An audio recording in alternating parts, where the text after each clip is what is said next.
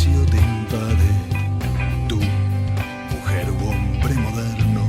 Producciones Siglo presenta Espacio Cultural de la Asociación Uruguaya de Escritores. Lo nuestro es arte. De esta época ruidosa, bulliciosa, no te asustes.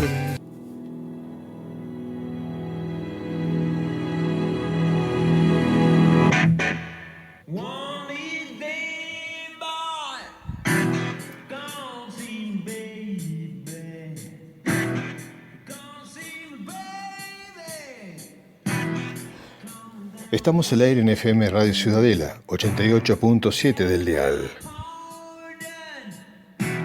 Esto es arte.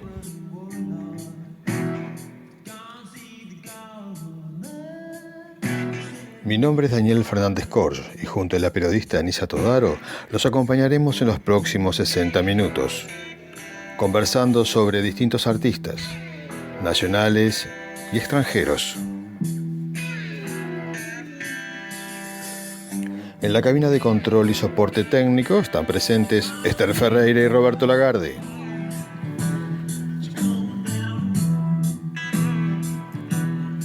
Esto es Arte es un programa que representa a la Asociación Uruguaya de Escritores, AUDE. Nuestra página web es audeuruguay.weebly.com. Aquellos que quieran hacernos llegar cualquier comentario sobre el programa lo pueden hacer escribiendo a nuestro correo electrónico asociacionuruguayaescritores@gmail.com.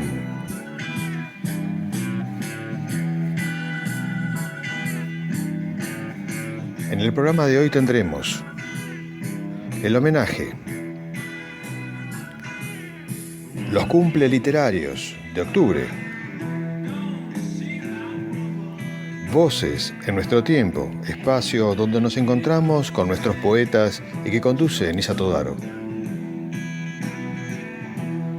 Aventurera de la Historia, entrega semanal de Isabel Sotelo, que nos cuenta curiosidades de la sociedad en la antigüedad. Y tendremos la cartelera de espectáculo, bajo protocolo de seguridad ante la nueva realidad social. Con ustedes, esto es Arte 2020.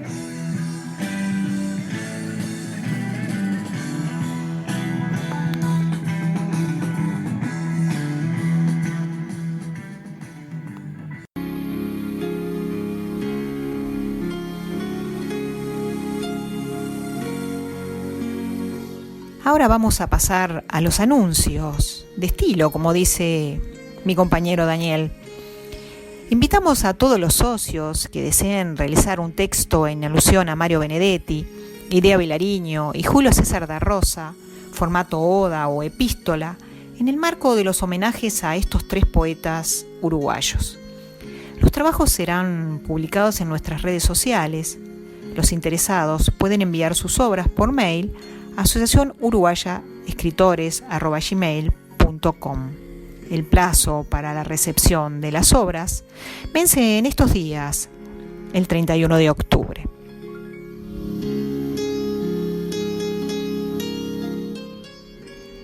En el marco del homenaje por los 100 años del nacimiento de Idea Vilariño, la profesora y columnista de Brecha, Alicia Torres, realizó una videoconferencia que contó con la participación de la cantante uruguaya Cristina Fernández. Ya está disponible en nuestra página web audeuruguay.weebly.com para quien desee deleitarse con esta conferencia y con la voz de Cristina Fernández.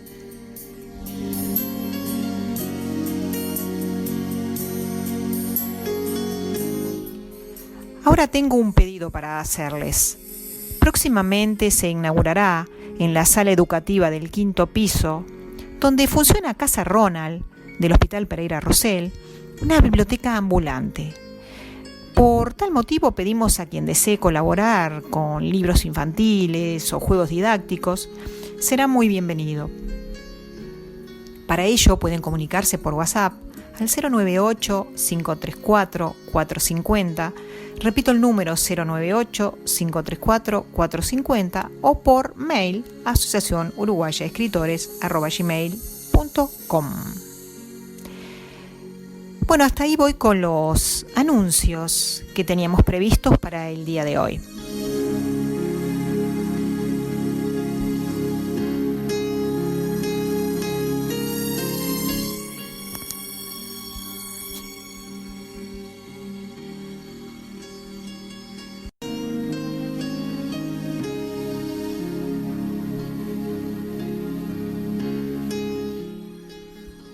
Bueno, como Daniel nos dejó por un ratito, hoy voy a realizar todo el homenaje. Espero estar a la altura y hacerlo de la mejor manera para que ustedes lo disfruten, aunque la ausencia de Daniel no me cabe la menor duda que se notará en esta parte del programa.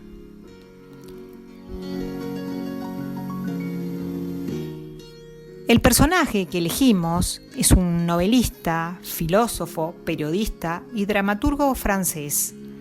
Hablo de Albert Camus Sintes, que nació en Mondovì, Argelia francesa, un 7 de noviembre de 1913. Allí creció y comenzó sus estudios. Era hijo de inmigrantes franceses, pero gran parte de su juventud vivió en Argelia. Su padre participó de la Primera Guerra Mundial y fue herido en combate en la batalla de Marne. Fallece en un hospital francés en 1914. Camus crece en uno de los barrios más pobres de Argel, donde carecían de libros y revistas. Recién llega a sus manos el primer libro cuando le otorgan una beca para hijos de fallecidos en la guerra. Era brillante, terminó primaria y secundaria. Sus profesores constantemente lo incentivaban, en especial Louis Germain, para que continuara estudiando, y es allí que comienza a leer a filósofos como por ejemplo Friedrich Nietzsche.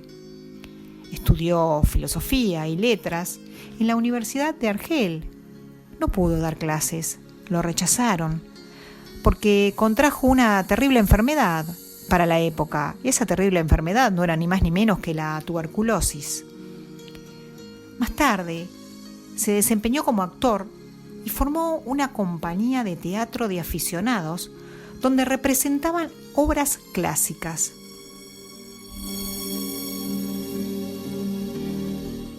También trabajó como periodista en un diario argelino, pero eso fue por un corto periodo.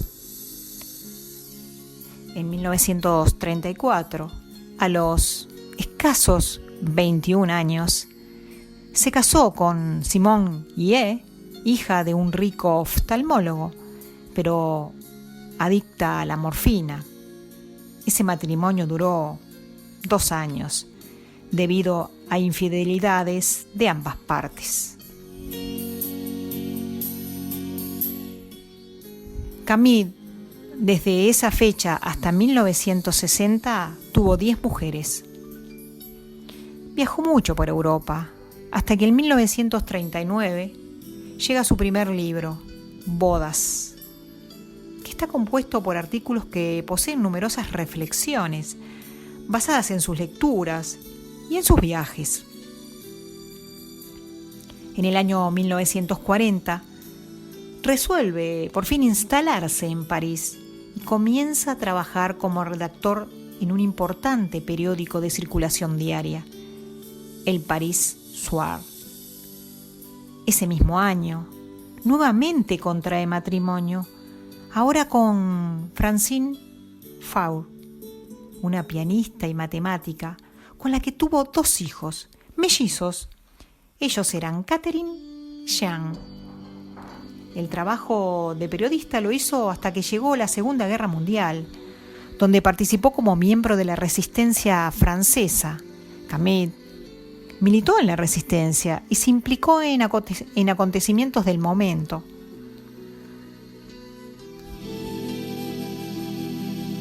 También fue uno de los fundadores del periódico clandestino Bombat, Eso fue entre 1945 y 1947.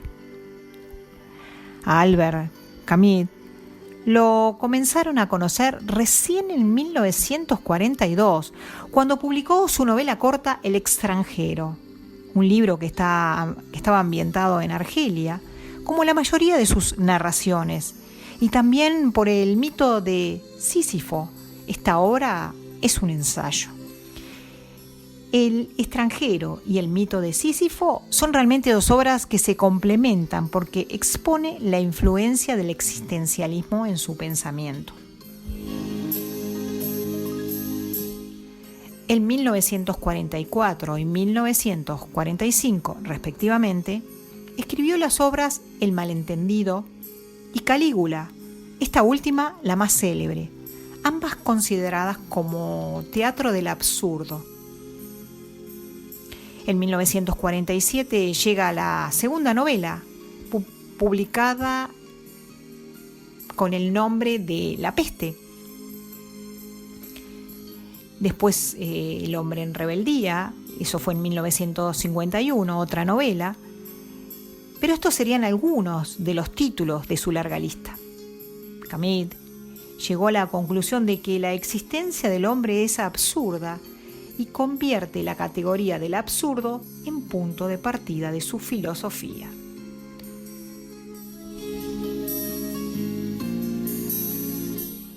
Tuvo muchas diferencias con Jean-Paul Sartre, quien era comunista y decía que el que criticaba el comunismo era un perro rabioso. Pero por otra parte aceptó los millones de muertos que causó Stalin, pero sin embargo despreció a Camus. Lo calificaba como ese pequeño golfo con cultura de segunda mano. Sartre no podía disimular el resentimiento que sentía por Camus por el éxito que tenía con las mujeres. En el año 1957 le llegó el máximo galardón, el Premio Nobel de Literatura. Dejó en realidad un excelente legado en cantidad y contenido en cuanto a sus obras. Podemos decir que fue casi imposible todo lo que dejó para una vida tan corta. El 4 de enero de 1960, lamentablemente, con 46 años de edad, fallece en un accidente de tránsito tras estrellarse contra un árbol. El auto que conducía era propiedad de su editor, Michel Gallimard. Dejó novelas, cuentos, 5 piezas teatrales, 28 ensayos, 18 prólogos. Entre ellos prologó las obras de William Faulkner, Oscar Wilde y Herman Melville. También realizó un sinnúmero de artículos periodísticos.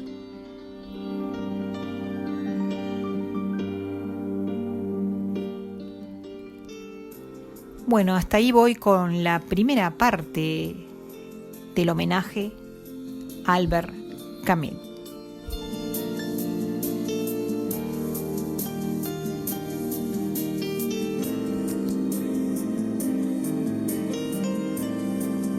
Amigos, vamos ahora al primer corte en este programa y lo hacemos con una canción grabada en vivo, dedicada a María Eugenia Baferreira, llamada Extraña, que la hacen los 3 poetas ocupas junto a Daniel Fernández Corch en su propuesta de Raigal, Extraña.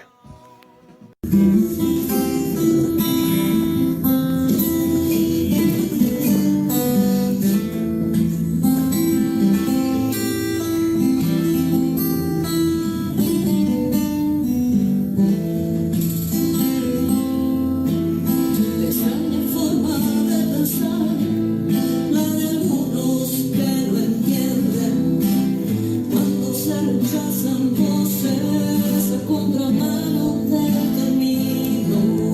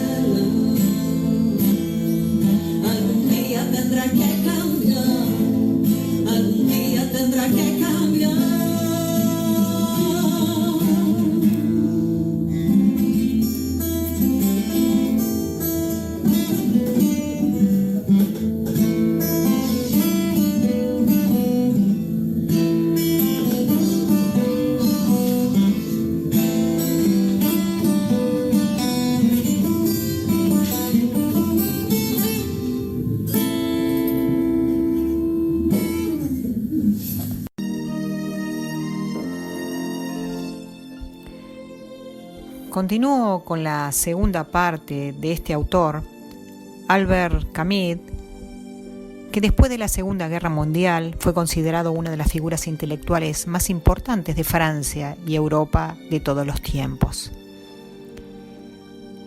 Ahora les voy a hablar de algunas de sus obras, como por ejemplo La Peste, esta segunda novela de Camus, que fue un éxito de ventas cuando se publicó en 1947 y lo es aún ahora. La pandemia del coronavirus ha disparado el interés de muchos lectores en todo el mundo. Es un conmovedor aviso, una metáfora del mal disfrazada por la historia de una epidemia ocurrida en la ciudad argelina de Orán. Una parte del libro dice así: porque el bacilo de la peste no muere ni desaparece nunca, y que quizá llegue un día en que, para la desdicha y enseñanza de los hombres, la peste despierte a sus ratas y las envíe a morir a una ciudad dichosa. Cuenta cómo una sociedad moderna es afectada por una circunstancia extraordinaria que termina alterando y cambiando el estilo de vida que llevan. Está escrita en forma de diario, donde la identidad del narrador se mantiene anónima para no estorbar en la narración.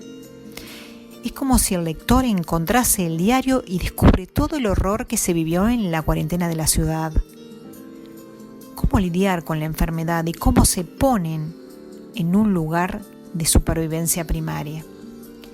Camus se basó en un pequeño brote de peste sucedido en 1931, que solo tuvo 76 casos, pero él quería explorar qué le sucedería a la sociedad si ese brote llegase hasta el punto de no tener salida. Este libro es muy influyente porque está sujeto a varias interpretaciones. Cuando se publicó al final de la Segunda Guerra Mundial, se leyó como un símbolo de la ocupación nazi de Francia y Europa. En ese momento no se interpretó como una novela basada en la epidemia real, sino como una epidemia política, y esta es la lectura de Albert Camus. Evidentemente es eso lo que le quería dar a su libro. Camus estudió mucho para escribirlo, pero responde a un hecho literal y hay tantos paralelismos con lo que se está viviendo con respecto al coronavirus, pero se demuestra perfectamente que Camus va más allá de la simple imagen del momento histórico que vivió. Esta obra fue aplaudida por el público y la crítica, pero sin embargo Vargas Llosa dijo que era su peor novela. El tema principal es la solidaridad humana que frente a una situación límite, donde la vida es puesta en inminente peligro, la voluntad de solidaridad es más fuerte que el instinto puramente animal. En esta obra, las personas pasan de no tomar muy en serio la epidemia hasta llegar al punto de miedo con la cuarentena. Pero felizmente, la enfermedad se supera, la sociedad regresa a la normalidad, olvida lo ocurrido y la historia finaliza con una muestra de honor a los fallecidos por la epidemia. Pienso que es esto un poquito lo que todos queremos, que nuestra sociedad regrese a la normalidad pronto, muy pronto. Otro libro de Camus es El extranjero, 1942. Esta novela comienza con la frase: hoy ha muerto mamá, o quizá ayer, no lo sé. Mersol, habitante de Argel, tiene a su madre internada en un hospital en la ciudad de Marengo y fallece. Por lo tanto, debe viajar a ese lugar para las exequias. En el velatorio no demuestra ningún sentimiento. Por el contrario, se muestra frío, distante. No desea ver el cuerpo de su madre. Y más aún, carece de tristeza. Una obra que está llena de simbolismos, que es corta, comienza y termina repentinamente. No posee un periodo de tiempo definido. Se deduce que se podría ubicar entre la Primera y la Segunda Guerra Mundial. La historia transcurre entre Argel y Marengo, poblaciones que se encuentran al norte de África. existe mucho significado entre el espacio geográfico de Argel y Marengo, porque, por ejemplo, el camino es polvoriento, aburrido y pesado, o sea, el mismo espacio que hay entre el joven vital y la anciana apenada y relegada. Y ahí está la comparación. Marengo es un pueblo triste y lleno de ancianos. Sin embargo, Argel es caluroso y vital, y que seduce. También en esta novela encontramos el tema del amor en varias formas. El filial, que es más bien un desamor, porque Mersault perdió todos los lazos afectivos hacia su madre, y es notorio, cosa que a la vez es recíproca. También está el amor puramente sexual de la joven María. Otro tema muy interesante y presente en este libro es la justicia y el absurdo. El dinero lamentablemente convierte a la sociedad en solo un objeto que obliga a los seres humanos a no pensar en el romanticismo y solo disfrutar del instante. Toda esta forma de vivir comienza a gestarse después de la Segunda Guerra Mundial, porque el amor entre las personas se había perdido después de vivir tantas situaciones de horror y de muerte. El protagonista asesina a un árabe, pero no lo condenan por ese delito, sino por insensible, ya que no mostró ningún sentimiento de tristeza tras la muerte de su madre. Ni una sola lágrima derramó. O sea, lo quieren condenar por asesino moral. La audiencia será larga, pero el personaje central comprende que ha sido feliz y que aún lo es a pesar de todo, pero solo le resta esperar el día de su ejecución. Otra novela de Camus es El primer hombre. Es autobiográfica, inconclusa, porque murió. Luego del fallecimiento de Camus se encontró un manuscrito casi completo y otra sin concluir por las notas y proyectos que se encontraron, ¿no? Su hija se dedica a realizar la publicación póstuma. Incluso en algunas ediciones aparecen y se incluyen esas notas que el autor no llegó a poner en la obra. Existe una edición que incluye 2 cartas del autor a su maestro y la respuesta además de este. En esta novela, Camus cuenta su vida, su abandono, la pobreza de su familia y del lugar donde vive. Esa necesidad de ese hombre que con 40 años quiere regresar a descubrir esas ásperas raíces, los secretos familiares, aunque tal vez sin éxito, porque sabe bien que el destino de los pobres es el anonimato y la muerte. Esta obra nos adentra en una Argelia de hace un siglo, un país colonizado por Francia, que tiene colonos de distintos orígenes que viven para trabajar.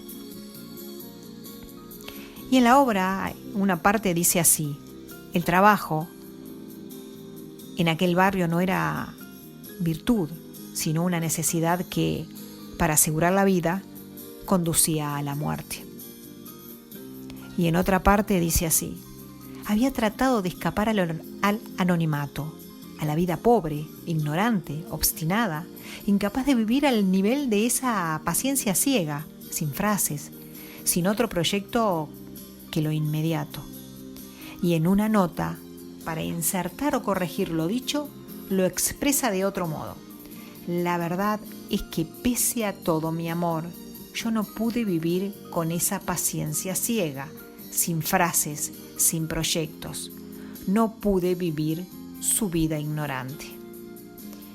Esta es su propia historia, marcada por la desgracia, la ignorancia y la pobreza.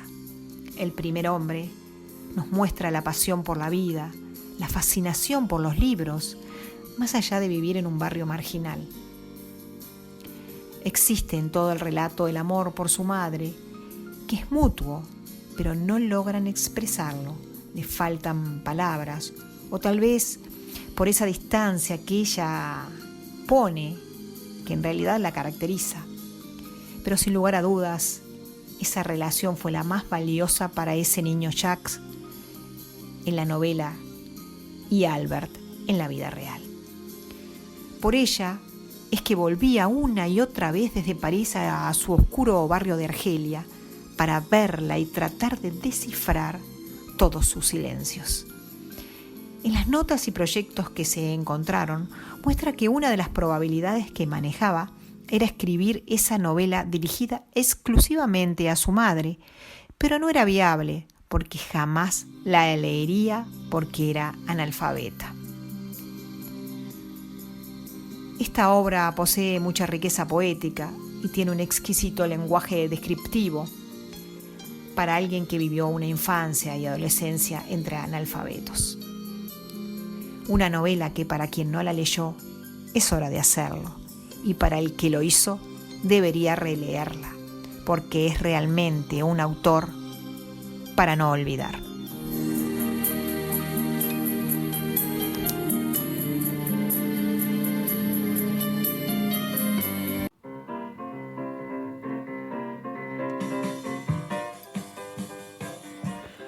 En el segundo corte de Esto es Arte, vamos a escuchar otra canción grabada en vivo de Regal en homenaje a Delmira Agustini, llamada Delmira.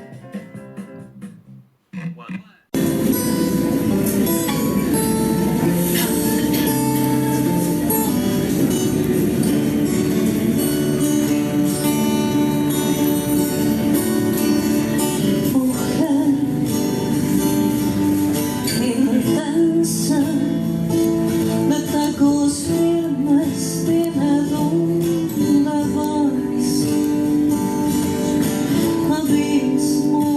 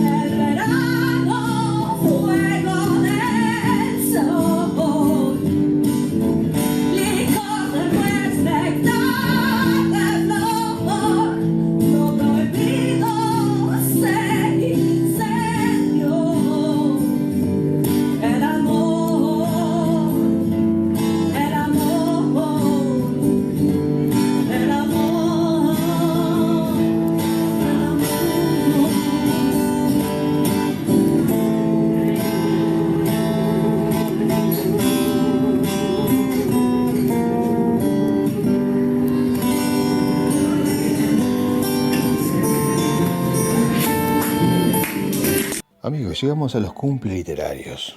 En esta oportunidad vamos a celebrar el nacimiento de John le Carré, o David John Moore Cornwell, novelista británico, especialista en relatos de suspenso y espionaje durante la Guerra Fría, que nació un 19 de octubre del año 1931.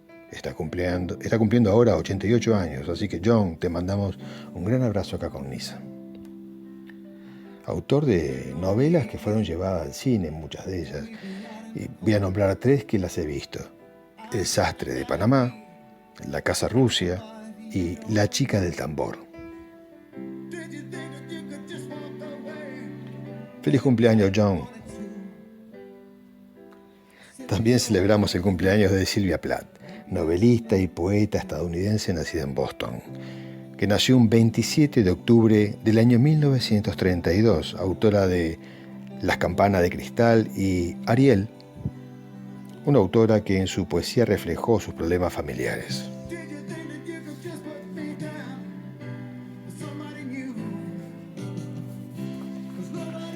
También celebramos el cumpleaños de Lee Child, escritor británico de thrillers, que nació el 29 de octubre de 1954, autor de Morir en el intento, publicado en 1998, o también otra novela, Nunca vuelvas atrás. Esta es más reciente, 2013. Este es otro de los autores preferidos de Nisa. Tal es así que una de las novelas, Un disparo, que fue llevada al cine, fue protagonizada por alguien que también admira, que es Tom Cruise. Nisa la vio varias veces. Así que hasta aquí los cumple literarios, con Lee Child, con John le Carré y Sylvia Plath.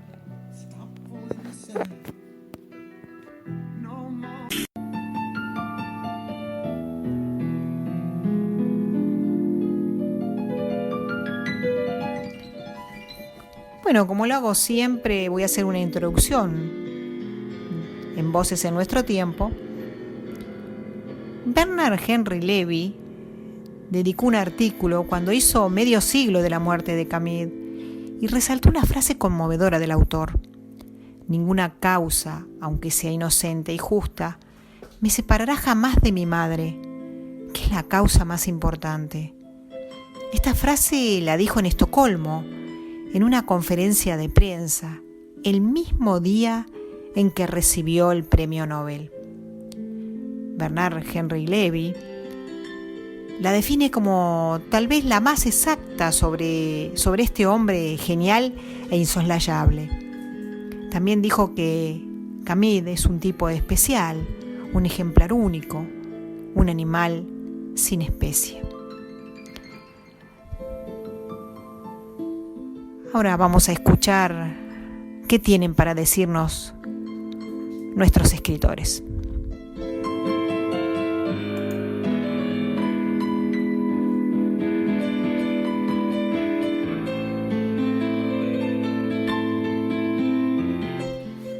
Vamos a comenzar con María García Marichal, una colaboradora muy presente en este segmento del programa. Vamos a ver qué nos trajo hoy.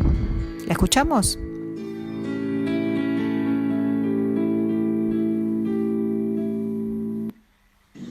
Alas en el cielo. En la costa ventosa de Rocha, el océano se manifiesta en toda su magnificencia. Hay días borrascosos, oscuros, con las olas altas y furiosas avanzando sobre las playas y las rocas, bramando y castigando. Otros azules, con el aire salado perfumando los rincones más ocultos del faro, despeinando las crestas de las dunas, murmurando sus secretos inmemoriales. Y noches de luna tan claras que transparentan la realidad volviendo mágico lo cotidiano. Y más allá, los palmares se tienden hasta el horizonte, alternando con las lagunas de agua dulce y las marismas limitadas por los médanos cambiantes. Pero si algo se refugia, se oculta, se mimetiza en todas las áreas de la costa de Rocha, siempre expuesta al viento, son los nidos. Nidos en las rocas, en la arena, en las ramas de los árboles del monte costero, en las palmeras, cobijan los casales de aves residentes como aguardan a las migratorias. En otoño, las alas se despliegan gradualmente para buscar el norte, el campo magnético del planeta, referencias del relieve, ríos, tal vez ciudades, señalan el destino del sol de horas largas y del calor boreal. Pasan jornadas intensas en formación de V, una flecha agitándose allá en la altura, agujereando el aire sin apenas descanso, mientras se sustituyen en la vanguardia. Las espera su origen, el que llevan escrito en el secreto de sus genes.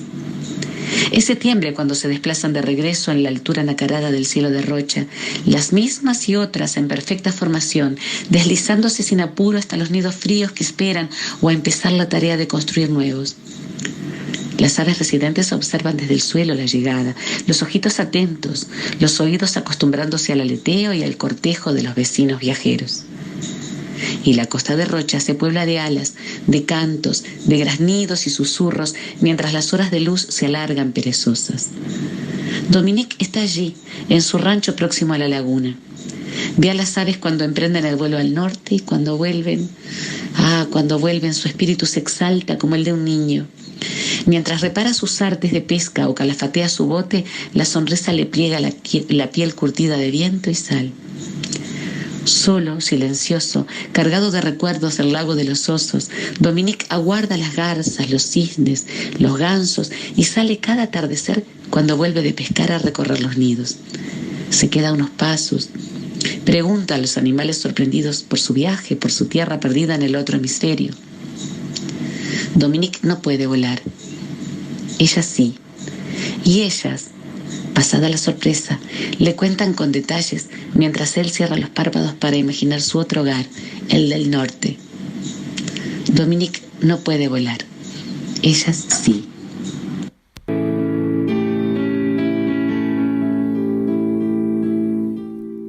Ahora vamos a escuchar otra voz, la de Elena Caorsi, escritora y docente, residente en el departamento de Durazno. Nos trajo una hermosa poesía. ¿La escuchamos?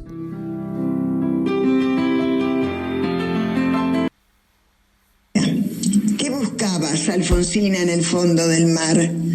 Tal vez aquello que en la tierra no habías encontrado. Alma valiente, esforzada en la lucha, quisiste a la vida imprimir otro tinte, otro significado. Valientemente arriesgaste ser señalada con el dedo por aquellos que no te comprendían, que te acusaban fríamente de ser diferente, atrevida, desbocada cuando algo o alguien no te gustaba. Erguida siempre tu mirada atravesaba a los hombres que no siempre te conquistaban, pues tú los desnudabas exponiendo al mundo los vicios y errores que ellos mostraban. Defensora de la mujer siempre relegada, luchaste sola por aquel hijo engendrado, por amor pero desdeñado por su padre.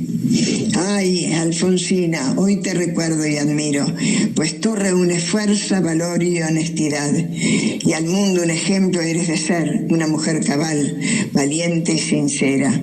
Viva tu ejemplo en el alma de las mujeres, mujeres de verdad que a la vida afrontan y dejan su huella indeleble por una eternidad.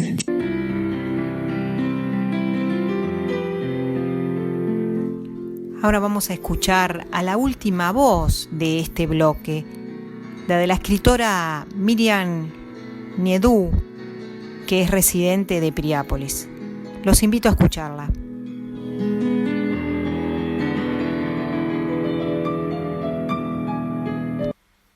Se llama La Esfinge. Siempre a la misma hora pasaba por aquella callejuela estrecha y oscura, y siempre aquella ventana me atraía poderosamente. Me acercaba a ella y detrás de los cristales y de los encajes de las cortinas veía siempre la misma imagen. Aquella hermosa mujer de perfil perfecto y larguísimo cabello, de aspecto lánguido, su medio cuerpo iluminado por la luz de una vela que se reflejaba en el espejo al cual miraba. Parecía una esfinge, tan absorta en quién sabe qué pensamientos, La luz de la vela titilaba y sacaba destellos en su piel blanquísima y en sus negros cabellos. Seguí pasando todos los días y un día me pregunté si realmente estaría viva o su espíritu se habría consumido con la llama de la vela.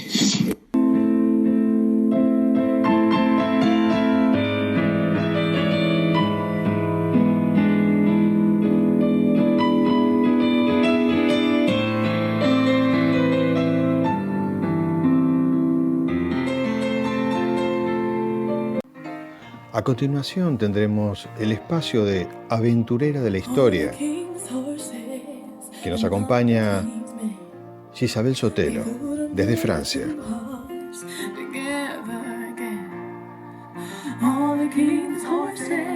Buenas tardes, Nisa. Buenas tardes, Daniel. Buenas tardes a todos los radio oyentes. Buenas tardes, Uruguay. Desde aquí de la Touraine Francesa, un encuentro más con Aventurera de la Historia. Hoy los invito, si bien habíamos hablado que íbamos a continuar y a contarles un poco la historia o el origen del restaurante, hoy los quiero cambiar un poquito el tema porque he tenido la posibilidad de conocer un castillo maravilloso que se llama Chateau Gaillard, conocido como Chateau Gaillard, un castillo que podríamos decir el más italiano de todos los castillos franceses. ¿Y cómo podemos percibir o cómo podemos encontrarnos con un castillo tan italianísimo en la plena Touraine francesa? Cuando el rey Carlos VIII, allá por 1496, el joven rey Carlos VIII, empieza su primera campaña en Italia, concretamente en Nápoles, él se enamora prácticamente de una vila en la cual vivía el rey Alfonso II, que era la Villa Poggio Reale. Y desde ahí sus pensamientos, su imaginación, empieza a soñar con una vila parecida o un castillo parecido en su tierra, en Francia, donde directamente sabemos que el trono del rey se encontraba en esta zona, en la zona de la Touraine, concretamente en Amboise. Y él concibe ese castillo eh, a la manera italiana. Para esto, ¿qué es lo que hace este joven rey? En esa campaña de regreso, como yo les dije allá por el siglo XV, finales del siglo XV, viene con uno de los paisajistas más conocidos de Europa, o el mejor de Europa. Usamos el término paisajista, pero en realidad estábamos hablando de un jardinero. Empleamos términos más modernos, que era uno de los más prestigiosos y que se llamaba Don Pacello de Mercoliano. No lo acompaña solamente Don Pacello de Mercoliano, sino que viene asistido de 20 orfebres más de la época. Lo mejor de la orfebrería italiana, los mejores artesanos llegan a Francia acompañando al rey Carlos VIII. Y allí empieza la aventura de concebir un castillo real, un pequeño castillo real. Pero ¿qué es lo que le va a encargar precisamente a este exquisito de la jardinería? Le va a encargar los primeros naranjos. Don Pacello de Mercoliano es el primer italiano que concibe un paisaje en la primera perspectiva paisajística axial. Construye un laboratorio del Renacimiento. El primer laboratorio del Renacimiento de naranjos y de limones se encuentra en este lugar, con más de 160 especies. Esto es algo maravilloso en una zona, en un terreno de 15 hectáreas. Y lo interesante, que se conoce como Le Perron de Châtellier, en los acantilados castellanos, vendría a ser la traducción, se encuentran en esta misma zona, en ese mismo cinturón, otros castillos. El castillo de Amboise, que hemos hablado muchísimas veces, y el castillo de Clos-Lucé, o para mí más Manoir que castillo, que se encuentra en el mismo cinturón y que allí acogió durante más de 3 años a Leonardo da Vinci hasta su deceso.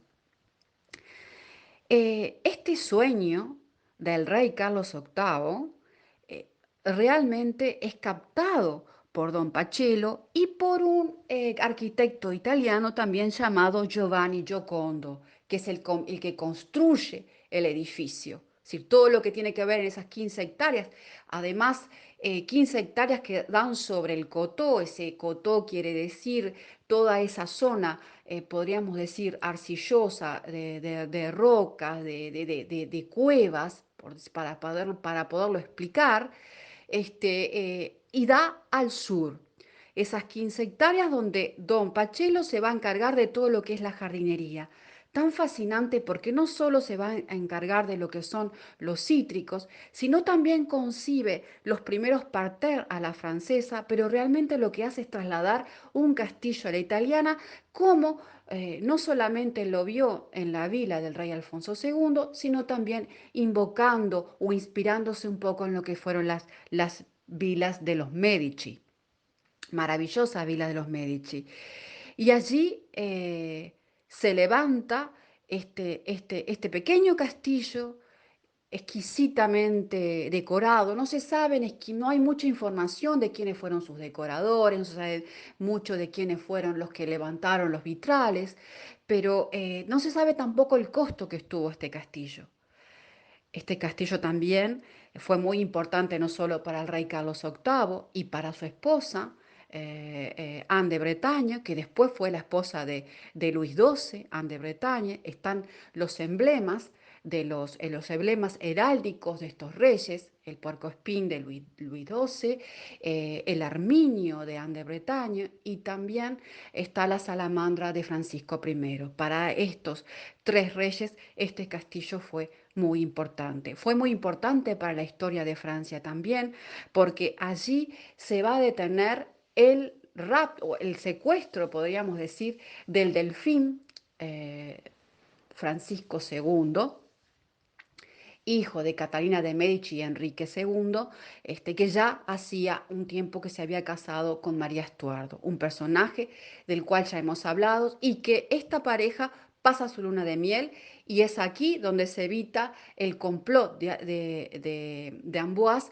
donde los protestantes van a ser perseguidos y donde 12 protestantes serán colgados en las afueras del castillo de Amboise. Es a partir de allí también donde se marca el comienzo de las guerras de religión entre hugonotes y católicos. Acá el que va a intervenir directamente es el duque de Guisa. Y allá por 1556 también todo lo que llaman logis, todo lo que es en la parte frontal del castillo, va a ser reconstruido por el cardenal de Guisa.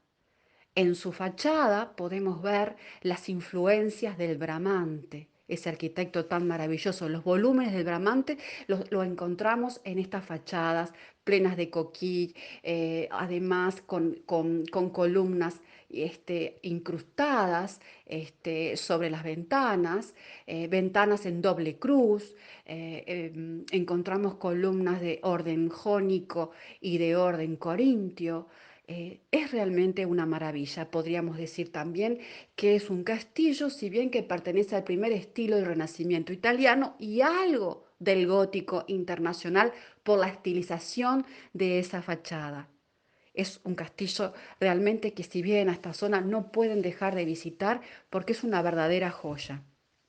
Es interesante también saber y conocer que a partir del año 2011 el castillo estaba en un estado verdaderamente deplorable, como muchos monumentos en Francia, lamentablemente, y durante 4 años se llevó a cabo una restauración faraónica, porque para esto se necesitó la presencia de los mejores artesanos de la Touraine, en la cual intervinieron 10 grandes maestros, 300 obreros y se restauraron 8.000 vitrales polícromos, que realmente ahí se representan distintas escenas de la historia de Francia.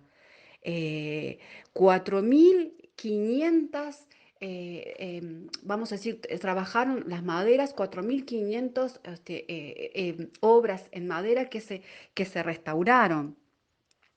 80.000 tejas hubo que restaurar, o sea, 80.000 tejas que se tienen que reponer al lugar. y 225.000 horas de trabajo. Si bien valió la pena, porque el castillo, una vez que uno se pasea por los jardines, tiene los 7 senderos al paraíso, uno siente las aromáticas, es realmente un deleite. Los rosales, el río pequeño, río Amás, entre puentecitos, Ángeles, Venus, es realmente un deleite sensorial, el cual no deja realmente de entusiasmarme y emocionarme, y no quería dejar de no compartir con ustedes esta experiencia de la aventurera. El tiempo, como siempre, es tirano, y me gustaría contarles muchísimas cosas más, pero no podemos abusar de los minutos que tenemos. Así que bueno, los encuentro la semana próxima y les dejo un abrazo gigante. Hemos llegado al final de otro programa de Esto es Arte. Mi nombre es Daniel Fernández Corch y junto a Anisa Todaro esperamos que hayan disfrutado de esta nueva entrega. Sin duda, una aventura radial que cumple ya 3 años al aire ininterrumpidamente. Le mandamos saludos a Marta Estigarribia, a Daniel Barbiel, Elba Díaz, Marta Bonilla y Natalia González, encargada de nuestra página web.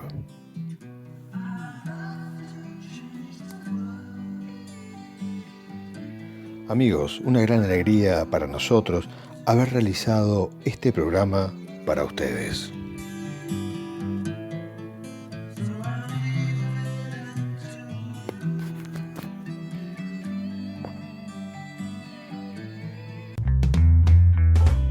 Si en algún momento el silencio te invade, tú, mujer u hombre moderno, de esta época ruidosa, bulliciosa, no te asustes, no eres más que un espectador asombrado.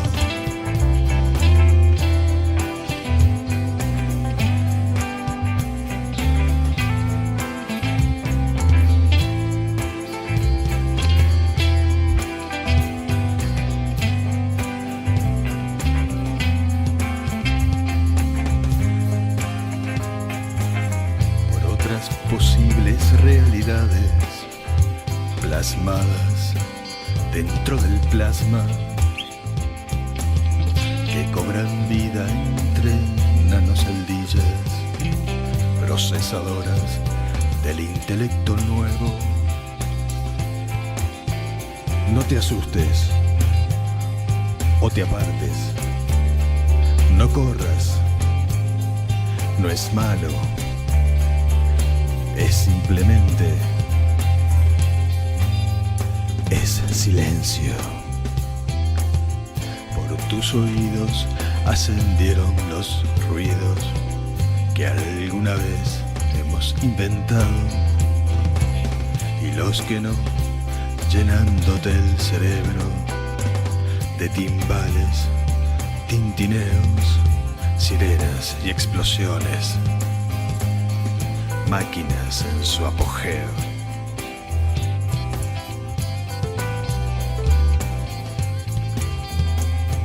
Incluso susurros anónimos, ocultos, detrás de un velo que parece real.